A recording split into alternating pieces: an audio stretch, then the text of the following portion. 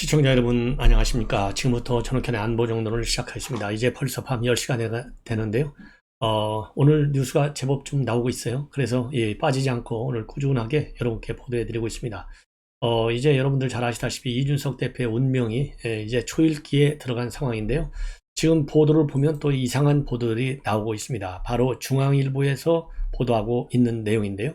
지금 이틀째 이준석 대표 일체 공개 일정을 잡지 않고 두문 불출하고 있다라는 보도가 하나 있고요. 그 다음에 이번에 박성민 비서실장의 사퇴를 계기로 해서 나머지 지명직 지도부 관계자들도 모조리 보직을 반납해야 되는 것 아니냐, 이런 얘기가 나돌고 있다고 합니다.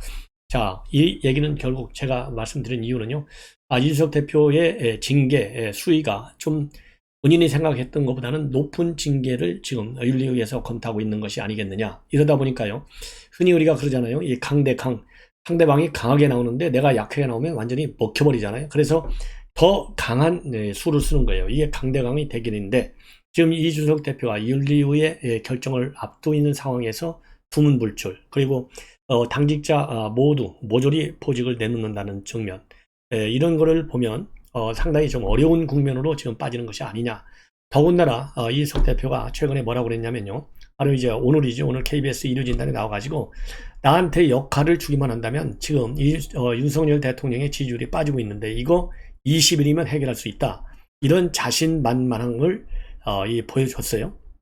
그러면서 이 선거 때도 내가 60일이면 해결한다고 그랬는데 2, 30일 만에 지지율을 반전시키지 않았느냐. 그래서 21개간만 달라. 그럼 내가 얼마든지 지지율을 끌어올릴 수 있다, 이런 얘기까지 했거든요. 이렇다고 본다면 이준석의 운명이, 이준석 대표의 본인 생각하고는 반대 방향으로 가는 것 같습니다. 더군다나 말이죠, 이 본인이 만약에 자리를 징계 때문에 자리에 변동이 생길 경우에는 2030 세대들이 빠져나가서 지지율이 크게 하락할 것이다, 이런 얘기가 이제 많이 있지만은요. 지금 그래서 이런 것들이요, 이준석 대표의 지지자들이 많이 모여있는 온라인 커뮤니티인 FM 코리아에 이런 얘기들이 많이 나오고 있다고 그래요. 그런데 지금 국민의힘 내부에서요, 반 이준석 기류가 상당히 강하고, 그러다 보니까 만약에 이준석 대표를 제대로 징계하지 않으면 거꾸로 지지율이 떨어질 것이다, 이러한 얘기까지도 공공연하게 지금 나오고 있다고 합니다. 그래서요, 징계가 제대로 되든 세게 아니면 약하게 되든 어느 쪽 징계 결정이 나오더라도 우리 국민의힘 내부는 크게 요동칠 것이다, 이런 지금 전망이 많이 나오고 있고요. 그리고 이준석 대표가 이 최악의 경우에는 강력한 이 불복 조치를 취할 수 있다, 이러한 입장도 내놓고 있기 때문에 어떻게 됐든지 간에 징계의 후폭풍은 상당할 것이고, 자칫 잘못하면 국민의힘이 진흙탕 싸움으로 들어갈 수 있다, 지금 이런 전망이 힘을 받고 있는 상황입니다.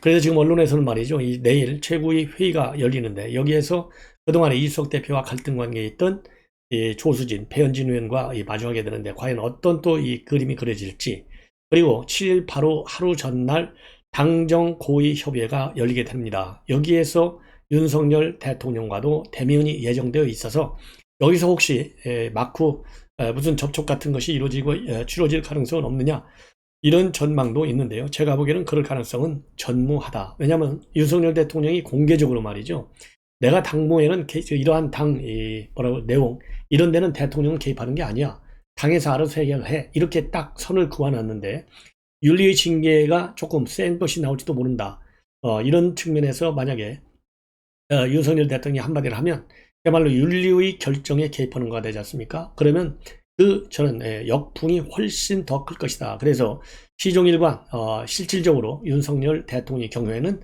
초연한 입장, 즉 당 내부는 당이 해결해 라고 하는 이 기존 입장에 변화가 없을 가능성이 크다, 이렇게 보여지고요. 그리고 2030 영향력이 크다, 이렇게 지금 일반론적으로 알려져 있는데요. 제가 보기에는 그렇게 크지 않다고 저는 봅니다. 왜냐면요, 최근에 여론조사의 추이를 보면 20세대, 30세대에서도 그리고 40세대 이르기까지 마찬가지로 징계 필요성을 징계에 찬성하는 비율이 압도적으로 높아요. 그런 걸 보면 이준석 이런 성상납이라든가 증거인멸, 이 품위유지 위반, 이런 게 관해서요, 20대들도 굉장히 분노하고 있는 것 아니겠느냐. 그러겠죠. 20대들이 이런 걸 용납할 수 있겠습니까? 한마디로 이것도 이 도덕적으로 문제가 있는 거 아니겠어요? 그러니까 실질적으로 그런 이 스캔들이 있었다 없었다도 물론 중요하겠지만은 이런 논란이 계속되고 있고 또 이 실체적인 진실은 이제 경찰 수사를 통해서 밝혀지겠지만은 가세연이 폭로한 모든 증거 하나서부터 열까지가 다 가짜다, 왜곡됐다, 편집됐다. 지금 이렇게 볼 수 없거든요. 근데 이준석은 그렇게 지금 주장하고 있지 않습니까? 그렇기 때문에 만약에 그게 사실이라면은 이 강용석 변호사는 그러면 정치적으로 살아날 수가 있겠느냐? 아니올시다나 이겁니다. 그래서 제가 보기에는 이미 그러고 이 김성진 대표도 말이죠. 그제 30날 이 경찰과의 이 구치소 접견 수사가 있었어요. 조사가 있었어요. 여기에서 내놓은 근거들을 보면 이 다이어리가 있죠. 일정표. 그 다음에 직원 운전기사가 있죠. 그리고 실제적으로 또 뛴 사람들 있죠. 안내차. 그리고 더 중요한 것은 카드가 있어요. 돈 보낸 근거가 남아 있어요. 이런 걸로 보면 굉장히 구체적이고 디테일하게 진술을 했다라고 본다면 그게 어떻게 하나서부터 열까지 전부 다 가짜 조작된 진술이겠습니까? 저는 그래서요. 이준석 대표의 전혀 무관하다라고 하는 그야말로 이 백지장에 깔끔하다. 이 주장은 제가 수용하기가 좀 어렵지 않을까. 만약에 그렇다고 한다면 이 김철근 정무실장에 대한 징계 결정 조치가 없었어야 되는데 그럼에도 불구하고 있었지 않습니까? 그리고 이준석 대표가 지금 막바지, 즉 윤리의 결정을 앞두고 굉장히 바쁘게 SNS 활동도 하고 있고 윤석열 대통령의 환심을 살려는 의도가 있건 없건 간에 외형적으로 그렇게 비춰지는, 즉 윤심을 좀 얻어보려고 하는 이 노력이, 대외적인 노력이 다 언론에 잡히고 있어요. 이런 걸로 본다면 뭔가 좀 어려운 냄새가 나는 게 아니겠느냐 이렇게 생각을 합니다. 자, 그러다 보니까요, 지금 20%를 끌어올린다고 그랬는데, 지금 리서치 뷰가 말이죠, 이 나토 정상회의 기간 중에 여론조사를 했어요. 이걸 보면, 지금 리서치 뷰가 여론조사를 취임한 후에 조사한 결과에서 처음으로 데드크로스 현상이 나타났어요. 이걸 보면, 이준석 대표가 얘기하는 지지율을 역전시킬 수 있다. 이게 과연 신뢰성이 있겠느냐? 상당히 이 지표만 보더라도 어렵다라고 보여져요. 지금 말이죠. 이 잘못하고 있다가 무려 51%고요. 잘한다 것은 45%밖에 되지 않아요. 근데 이 문제는 말이죠. 지금 이제 부정 응답률은 무려 지난 5월 말 대비 11%나 올라갔고 긍정 응답률은 8%포인트가 급락한 거예요. 그러니까 이 둘 차이만 보더라도 벌써 19% 차이가 나지 않습니까? 그리고 내용적으로 더 보면 매우 잘한다가 35%에서 29%로 6%포인트가 하락했어요. 그리고 매우 잘못한다도 31%에서 43%로 12%가 올라갔어요. 그러니까 수치가 이 질적으로 보면 굉장히 나빠졌다. 이거를 알 수 있는 대목입니다. 이런 데드크로스 현상의 실질적인 이 실체, 이걸 보면 이 데드크로스 현상의 질이 굉장히 악성이다. 저는 그런 점에서 여론조사 내용에 뭐라고 그럴까요? 엄중성이 있는 것이 아니겠느냐라고 저는 봅니다. 그리고요, 차기 지도자 조사와 관련해서 보면 말이죠, 상당한 급변 현상이 나타나고 있는데, 전 국민을 대상으로 한 조사에서는 한동훈과 오세훈 둘이서 공동 1위를 하고 있고, 홍준표가 10위, 그리고 유승민 9위, 안철수 8위, 이준석 15%, 그 다음에 그의 공동 1위고, 홍준표가 3위 12%, 4위가 유승민 9%, 안철수가 5위 8%, 이준석이 6위 6%입니다. 그리고 원희룡이 4%로 되어 있어요. 그런데 보수층 응답자만을 기준으로 했을 때는 한동훈 장관이 1위입니다. 23%, 오세훈 22%가 되고요. 홍준표는 14%입니다. 그리고 유승민은 5%, 안철수가 10%가 돼요. 그래서 서열로 따지면요, 한동훈 1위, 오세훈 2위, 홍준표가 3위, 안철수 4위가 됩니다. 예.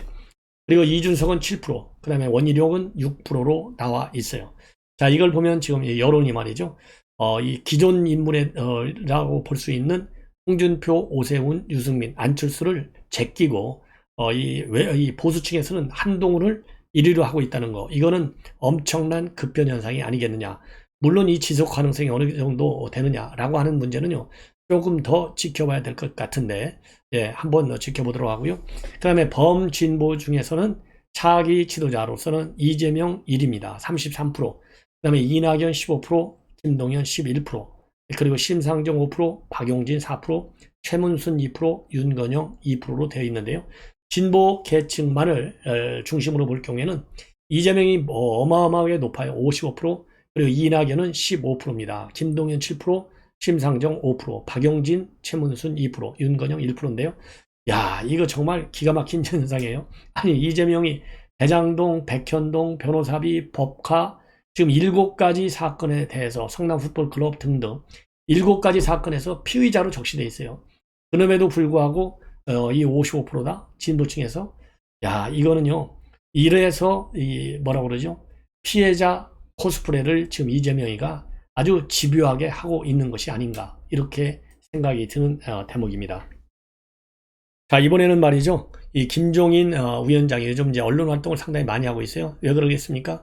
김종인 위원장은 항상 앞에 비상자가 붙으면 인기가 좋아요. 그래서 민주당 문재인 대통령도 탄생시키고, 또 박근혜 대통령 탄생에도 큰 기여를 하고, 이번에 윤석열 대통령 직전에 우리 국민의힘의 비대위원장을 맡았고, 선대위원장을 맡았다가 이 갈등 관계가 심해가지고 이제 결국은 돌아오지 못하는 다리를 건너서 지금 이제 아웃사이더로 지금 되어 있는데요.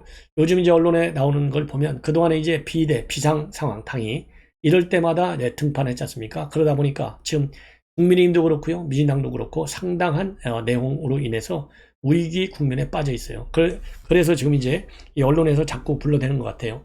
오늘은 말이죠, 이 중앙일보가 인터뷰를 한 내용이 지난 1일 날 인터뷰한 내용인데요. 조금 전에 중앙일보에 보도가 되고 있어요. 이 얘기는 결국 이제 내일이 월요일이니까 월요일자 보도하기 위해서 미리 이제 인터뷰를 한 건데, 우선 한동훈과 관련해서는요, 이 검찰이 있을 때하고 하면 이거는 독이 된다. 별의 순간을 잡기 어렵다. 이렇게 보고, 별의 순간을 잡을 수 있는 사람으로 중요한 것은 오세훈과 안철수, 그리고 한동훈을 놓고요, 유승민, 홍준표는 아예 제껴버리고 있네요. 그리고 원희룡도 제꼈습니다. 그래서 이 세 명을 별의 순간을 잡을 수 있는 사람으로 딱 지목하고 있는 점이고, 그리고 아까 말씀드린 대로 한동훈 장관, 검찰에 있을 때하고 하면 안 된다. 이제는 장관은 정무직이다. 이렇게 얘기하고 있고요.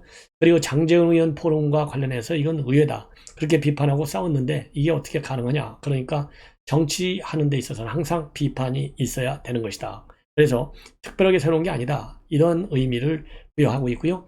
그 다음에 이준석 대표의 최근에 여러 가지 행보, 이거는 잘못하고 있다 하고 그러한 입장을 내놨습니다. 그리고요, 윤석열 대통령과 관련해서는 이제 8월이면 100일이 되는데, 8월 20일, 이 100일 됐을 때 과연 내놓을 만한 게 뭐가 있느냐? 별로 없어 보인다. 이렇게 좀 혹평을 하고 있어요. 그래서 이 내용을 좀 더 자세하게 지금 이제 김종인 위원장의 이 워딩을 인용해서 여러분들께 소개해 드리도록 하겠습니다. 먼저요, 이 장제원 의원 포럼에 참석한과 관련해서 이거 상당히 모두가 의외라고 봤지 않습니까? 그런데 장제원 의원이 좀 강연해달라 해서 나갔을 뿐이다. 내가 이 비대위원장 할 때 장 의원하고 이제 비판을 서로가 많이 해가지고 앙숙으로 하는 사람들이 있는데, 정치에서는 비판이라고 하는 것은 늘 있는 일이다. 그러니까 뭐 그런 통상적인 비판에 해당되는 거지, 앙숙 관계로 남기 위한 비판은 아니었다. 이렇게 얘기를 하고 있고요. 그 다음에 여당이 지금 요즘 뒤숭숭하다, 이런 분위기와 관련해서는요, 윤 정부의 정책을 절실하게 뒷받침해야 할 여당이 전혀 그런 역할을 하지 못하고 있고, 대표를 어떻게 내쫓느냐, 그리고 누가 장권을 잡느냐 하면서 허송세월을 하고 있는 것이 문제점이다. 그리고 절실함이나 그러면 절박함이 없다는 얘기냐, 이 문제에 관해서. 그러니까 초선 의원들은요, 총선 패배 직후만 해도 눈빛이 또래됐었는데, 여러 번 선거를 치르면서 이제 당내 이해관계에 묻혀서 변질된 것 같아서 굉장히 안타깝다. 그리고요, 지금 이준석 대표 위기인데 이거 어떻게 보느냐. 그러니까요, 보수 정당의 30대 당 대표라는 새싹이 돋았으면 잘 가꿔줘야 하는데, 오히려 이 새싹을 밟으려 하는 것 같아서 안타깝고, 결과적으로 대선과 지방선거 승리에 공을 세운 대표를 고립시키느니 내두느니 하는 것은 맞지 않다. 그리고 이 대표의 잘못, 성숙하지 못한 면을 자주 보여주는 것은 결함인데, 여당 대표가 화날 때마다 SNS에 반응하는 거 매우 부적절하다. 당의 원로나 중진들을 능가해서 끌어안고 가는 모습을 보여주지 못하고 있고, 이준석 대표도 자신을 돌봐야 한다. 이렇게 이준석 대표에 대해서도 이 비판의 강도가 작년의 대선 때보다는 훨씬 더 강한 것 같습니다. 그리고 원 구성 난항하고 있는데요. 이와 관련해서 지금 급한 것이 국민의힘인데 정부가 일하려면 국회가 작동해야 하기 때문이다. 그리고 그래서 사소한 일에 너무 집착하지 말아라. 담대한 해법으로 문제를 풀어라. 그럼 담대한 해법이 뭐냐? 그러니까요. 법사위원장을 민주당이 가져가라고도 할 수 있어야 된다. 법사위원장은 생각만큼 그렇게 대단한 자리도 아니고 민주당이 법사위원장을 독식한 결과 뭐냐?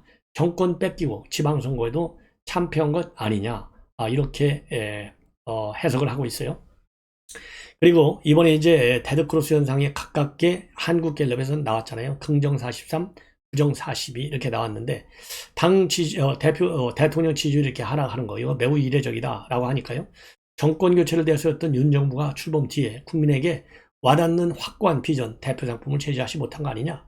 민간주도 경제 성장 같은 것은 과거에 한 번쯤 들어본 새로운 얘기가 아니다. 그러니까 신선감이 떨어진다는 얘기예요. 그러니 지지율이 올라가겠느냐.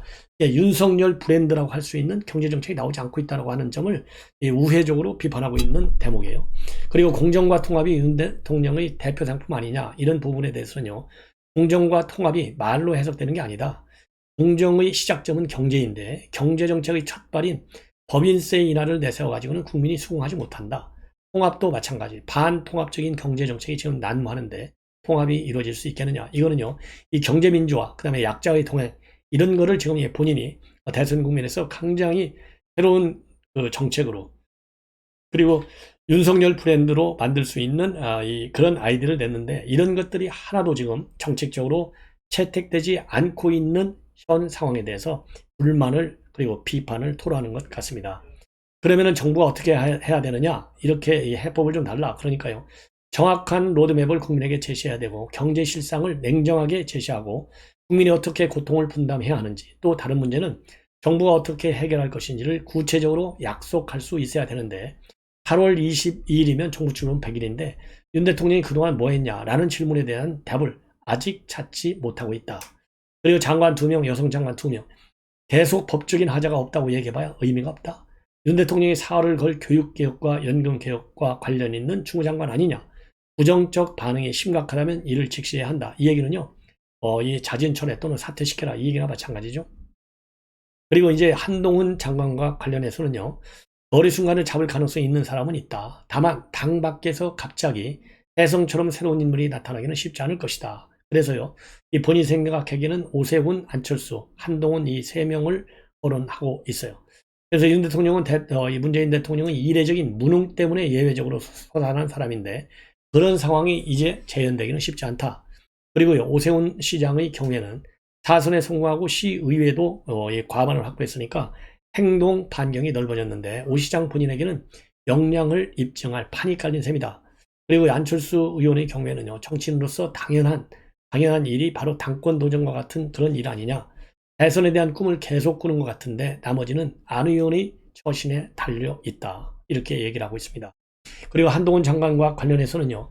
별의 순간을 잡을 수도 있는 사람인데 법무장관을 검사처럼 충실하게 잘하려고만 하면 오히려 정치인으로서의 가능성은 없어질 것이다. 이렇게 묘한 말을 남기고 있습니다. 그러면서요.